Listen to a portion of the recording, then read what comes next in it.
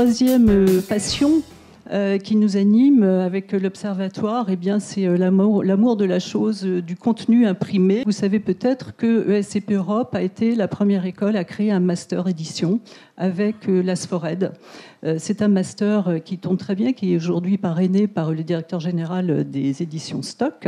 Transformation numérique et médias imprimés, cet événement nous a permis d'accueillir à la fois des grands donneurs d'ordre et des acteurs industriels de la filière pour partager de nouveaux modèles économiques sur la distribution de ce vecteur de communication important pour la filière industrielle. Ce qu'on appelle communément le marketing direct, c'est encore 6 milliards d'euros de dépenses d'un point de vue annonceur. Donc ça reste des poches d'investissement absolument colossales. Il y a une affection importante pour le papier, une utilisation du papier qui est très forte. Évidemment, le catalogue, on en a beaucoup parlé, est un maillon essentiel de la communication multicanale.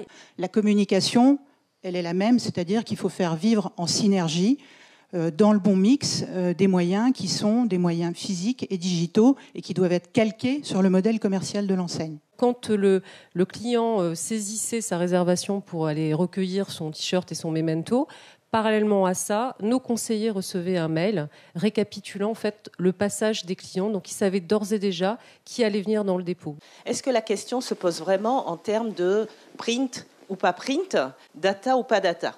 Opposer le papier au web, ça n'est pas forcément non plus tout à fait comme ça qu'il faut voir les choses.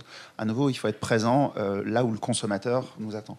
Deuxième temps fort, ce temps fort, c'est celui donc de l'écosystème de l'innovation et des startups au sein de l'Observatoire Commédia. Plus de 40 d'entre elles ont exposé au cours de cet après-midi l'ensemble de leurs innovations. Nous continuerons à fédérer à nos côtés de plus en plus de startups.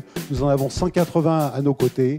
J'espère qu'on sera à 200, 300, parce qu'on s'aperçoit que nombre d'entre elles, aujourd'hui, prennent langue avec le monde de la filière industrielle et contribuent à leur côté véritablement à la dynamique économique qui seront celles peut-être de leur propre transformation numérique. On est dans un monde de compétition, mais de temps en temps, même entre prestataires, même entre confrères, on est capable de mener des projets en commun.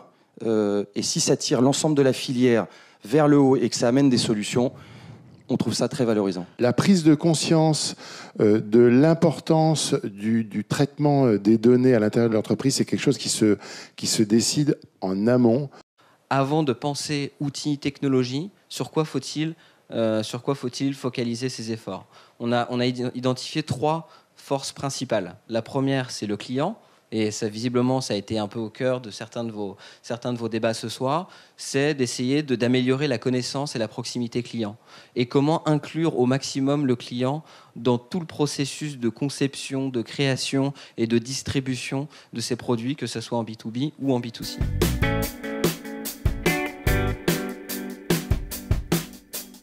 L'Observatoire Commédia, c'est la nouvelle économie de la communication.